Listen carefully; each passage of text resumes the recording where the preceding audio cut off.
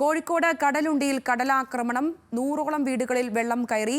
ബൈത്താനി, കടലുണ്ടിക്കടവ്, കപ്പലങ്ങാടി തുടങ്ങിയ സ്ഥലങ്ങളിലും കടലാക്രമണം രൂക്ഷമാണ്. ജനപ്രതിനിധികളടക്കം സ്ഥലത്തെത്തിയിട്ടുണ്ട്.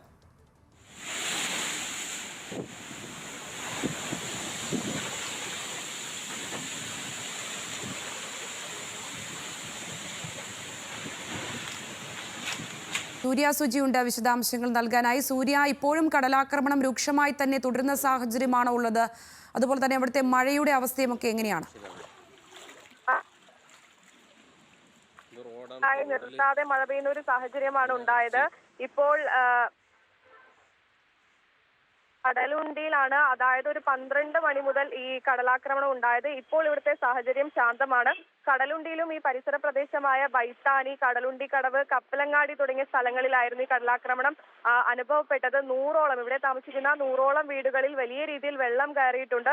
ഇപ്പോൾ ഇവിടെ പഞ്ചായത്ത്, വാർഡ് മെമ്പർ, മറ്റ് ജനപ്രതിനിധികളെല്ലാം തന്നെ ഇവിടെയുണ്ട്. ഈ വീട്ടുകാരോട് ഇവിടെ നിന്നും മാറി താമസിക്കാനാണ് ഇവർ ഇപ്പോൾ ആവശ്യപ്പെട്ടിരിക്കുന്നത്. എന്നാൽ മറ്റൊരു സുരക്ഷിത സ്ഥാനത്തേക്ക് അധികാരികൾ തന്നെ മാറ്റണമെന്നാണ് ഇവരുടെ ആവശ്യം. ഈ കടലുണ്ടി പഞ്ചായത്തിലെ തീരപ്രദേശങ്ങളിൽ വലിയ രീതിയിലുള്ള കടലാക്രമണങ്ങൾ വരും ദിവസങ്ങളിൽ അനുഭവപ്പെടുമെന്ന് തന്നെയാണ് ഈ നിഗമനം ഉണ്ടാവുന്നത്. ഈ കപ്പലങ്ങാടി മുതൽ ബൈത്താനി നഗർ വരെ കടൽഭിത്തിക്ക് മുകളിലൂടെ അടക്കം തിരമാലകൾ അടിച്ചു കയറുന്ന ഒരു അവസ്ഥയും ഉണ്ടായിട്ടുണ്ട്. സംഗീത. ശരി സൂര്യ, കോഴിക്കോട് കടലുണ്ടിയിൽ കടലാക്രമണം രൂക്ഷമായിരുന്നു. നിലവിലെ സ്ഥിതിഗതികൾ മെച്ചപ്പെട്ട് തന്നെയാണ് ഇരിക്കുന്നതെന്നാണ് സൂര്യ സുജി നൽകുന്ന വിവരം.